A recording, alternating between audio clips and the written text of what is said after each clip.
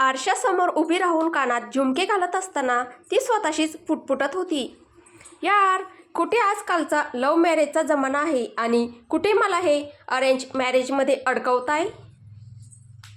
तेवढ्यात दारातून सुमारे 50 वर्षाची एक स्त्री आत आली. तिला पाहत ती म्हणाली, हाय माझ्या लाडक्या बाळा, किती सुंदर दिसतेस. फक्त एका गोष्टीची कमतरता आहे, असं म्हणत ती पुढे आली आणि काजळ हातात घेतलं. हे घे, हेही लाव बाळा, काजळ लावल्यावर तू अजूनच सुंदर दिसशील.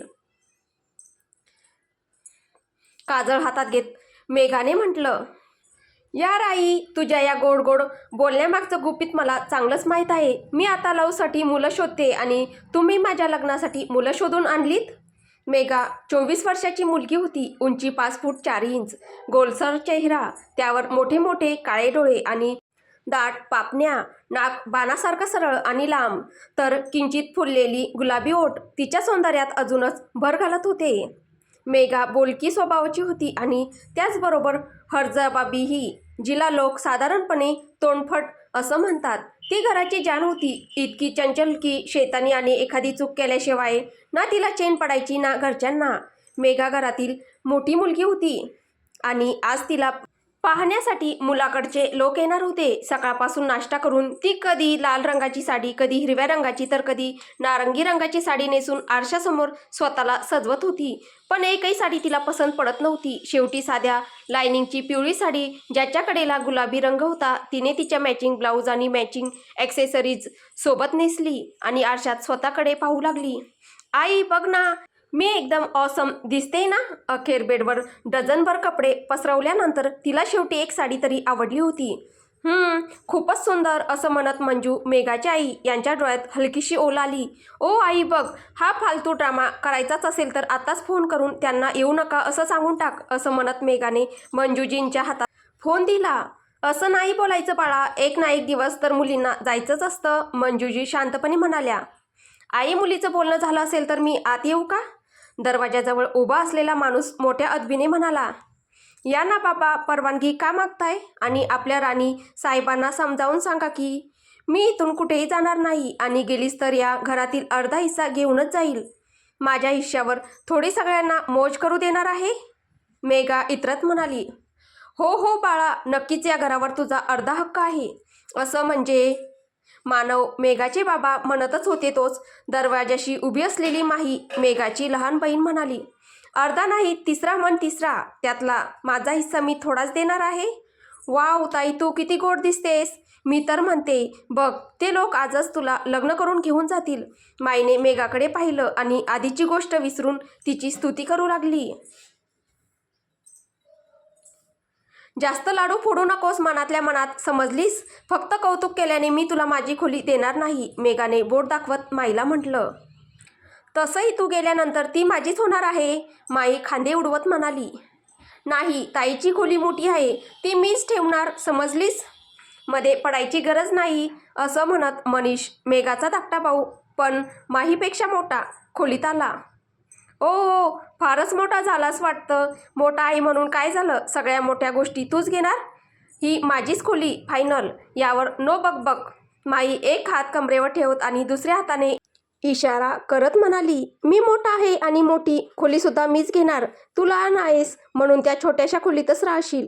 आणि तसंही छोटी नाटी अशी आहेस तू, आणि खोली हवी 52 गजाची. मनीष माईच्या डोक्यावरून हात फिरवत म्हणाला. आई बघ ना, हा मला परत छोटी म्हणतोय. माई चिडून म्हणाली. आहेसच ना छोटी, मग काय म्हणू? मनीषने पुन्हा टोमणा मारला. तुला मी मारून टाकेन. असं म्हणत माही पुढे धावली. मनीष लगेच खोलीत इकडे तिकडे पळू लागला. उरलेले तिघे त्यांना थांबवायला लागले. माझ्या लग्नाची चर्चा काय सुरू झाली आणि या दोघांनी तर माझी खोली हडप करण्याची पूर्ण तयारीच करून ठेवली. अजून फक्त बोलणं सुरू आहे, लग्न ठरलेलं नाही, म्हणून दोघेही शांत उभे राहा. मेघा शेवटी ओरडत म्हणाली. दोघे शांत उभे राहून एकमेकांकडे रागाने पाहू लागले. तेवढ्यात मेघा आरशात स्वतःकडे पाहण्यासाठी वळली आणि पाहताच किंचाळली. आ! मेघा दोन्ही हात हवेत उंचावत जोरात किंचाळली. काय झालं? सगळ्यांनी एकाच वेळी विचारलं. तेव्हा मेघाने कानात घातलेल्या झुमक्याकडे बोट दाखवत म्हटलं. या दोघांच्या भांडणाच्या नादात माझा झुमका तुटला. एवढ्या लांबून किंचाळत होतीस, अशात झुमका कसा तुटला? जरा 1 मिनिट दाखव. असं म्हणत मनीषने झुमका नीट पाहिला, जो मेघाच्या कानात अजूनही घातलेला होता. कुठे तुटलाय ताई, बघ ना, सगळं तर ठीक आहे, मनीष थोड्या रागाने म्हणाला. अच्छा, सगळं ठीक आहे, थांब तू, असं म्हणत मेघाने झुमका काढला आणि तो मनीष समोर धरत म्हणाली, बघ, याचा एक खडा पडला आहे आणि तू म्हणतोयस की ठीक आहे. काय फक्त एकच खडा निघाला आहे ना, कुठे पूर्ण तुटून गेलाय? मनीष थोडा चिडत म्हणाला. ताई बघ ना, हा वाला मॅचिंग आहे, या साडीवर घाल. माहीने मेघा काही बोलण्याआधीच एक झुमका दाखवत म्हटलं. शेवटी एक खडा तुटण्यात तिचाही थोडाफार दोष होताच, त्यामुळे बचाव करणंही गरजेचं होतं. मेघाने झुमका हातात घेतला, कानाजवळ धरून आरशात पाहत म्हणाली, आज दोघे वाचलात, नाहीतर आज दोघांची खेर नव्हती. अच्छा, ऐका बरं तुम्ही दोघेही, आता ही धिंगाणा मस्ती बंद. 11 वाजले आहेत, 1 वाजता ते लोक येतील. जर कोणी थोडीसुद्धा शैतानी केली तर नंतर सगळ्यांची पॉकेट मनी तर बंद होईलच, शिवाय आठवड्यात चित्रपट पाहण्यासाठी मिळणारा वेगळा खर्चसुद्धा बंद.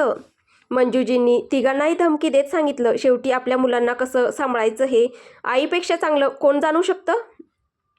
चल माही, तू माझ्यासोबत खाली ये, एकदा खालील व्यवस्था पाहून घेऊया, असं म्हणत मंजूजी पुढे निघाल्या आणि म्हणाल्या, मनीष तूही बाबासोबत खाली ये, खालील काम आवरून घेऊया. आणि मेघा, तू या खोलीत साडी सेंटर करून ठेवलंय ते आधी नीट आवर आणि मग एकदा स्वतःला नीट तयार करून घे. मंजूजींनी जवळजवळ सगळ्यांनाच आदेश देत म्हटलं. Yes captain, we are now busy completing the mission, असं म्हणत सगळ्यांनी सॅल्यूट केला.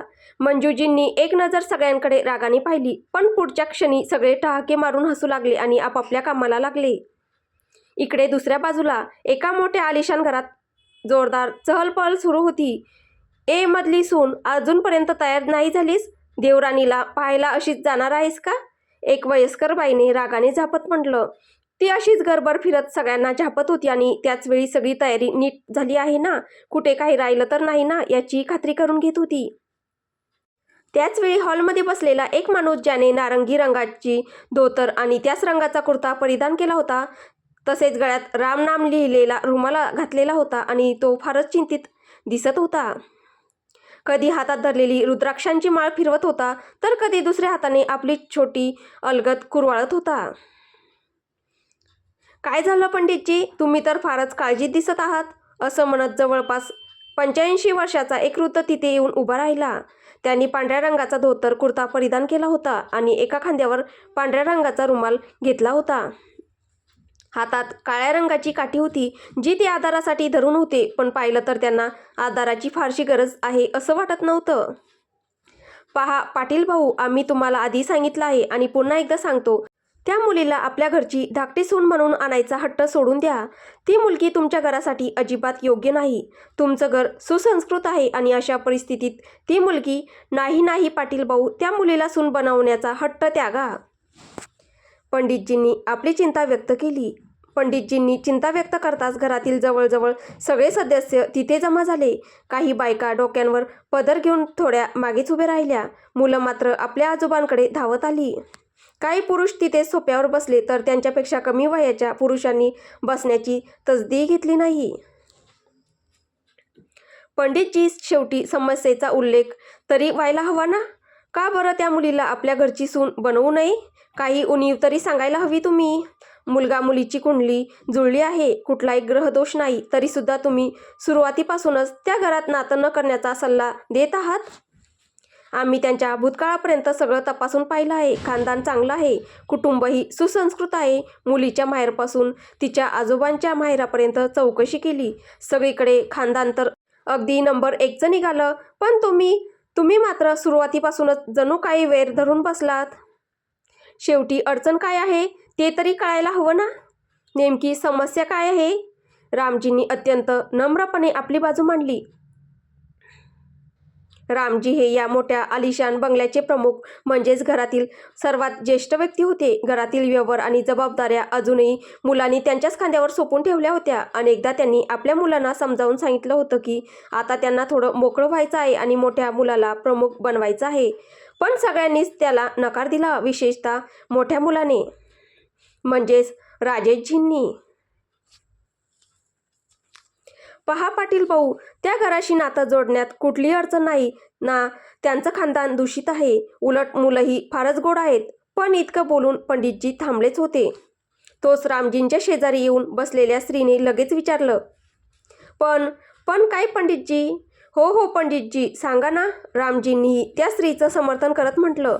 घरातील प्रत्येकजण कान थोडे पुढे करून लक्ष देऊन ते काय सांगतात याकडे ऐकण्याचा प्रयत्न करू लागला.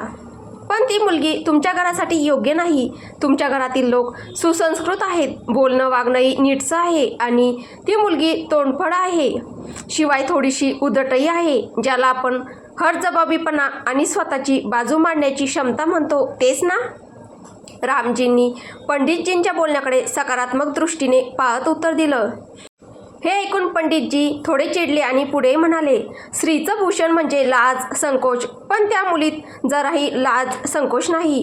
प्रत्येकाचं वागणं वेगळं असतं आणि लाज संकोचाबद्दल बोलायचं झालं तर ते दोघात असायला हवंच. आमच्या धाकट्या बाबूंमध्ये ते भरपूर आहे, म्हणून तिच्यात नसेल तर त्यात काय वाईट? उलट ती चांगलीच गोष्ट आहे ना. यावेळी रामजींच्या शेजारी बसलेल्या वयाने थोड्या मोठ्या असलेल्या कुसुमजी बोलल्या. रामजींच्या बोलण्यामुळे पंडितजी आधी चिडले होते आणि त्यात कुसुमजींनी अजूनच त्यांची चीड वाढवली.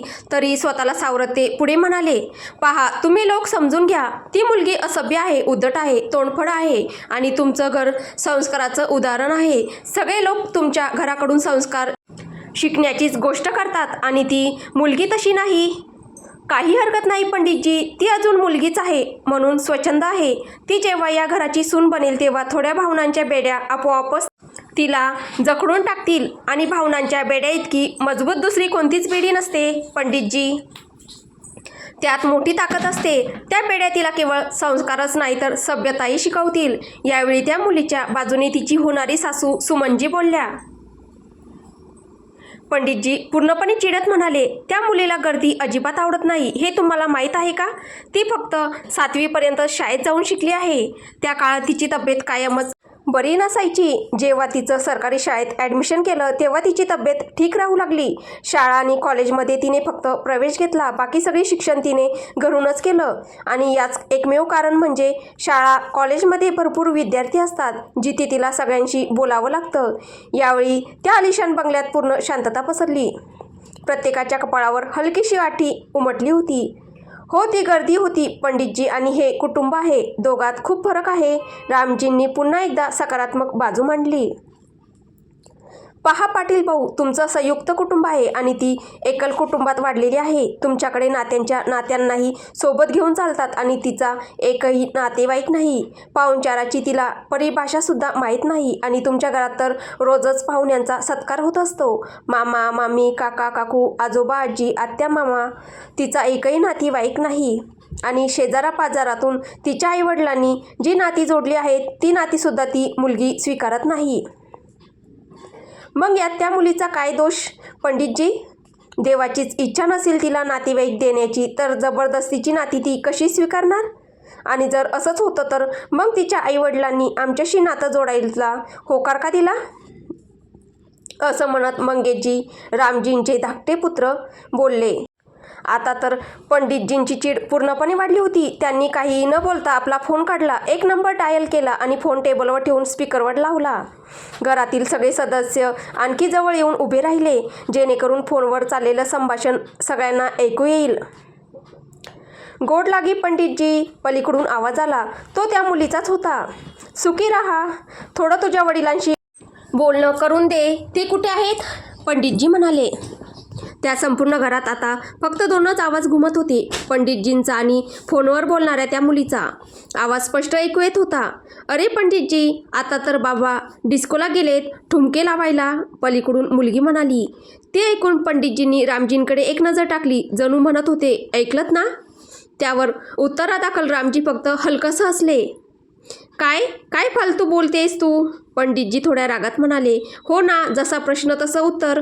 तुम्ही मध्यस्थ काय म्हणता त्याला? हो, नेता आहात. मग तुम्हालाच माहीत नसेल तर मला कसं माहीत असणार बाबा कुठे असतील?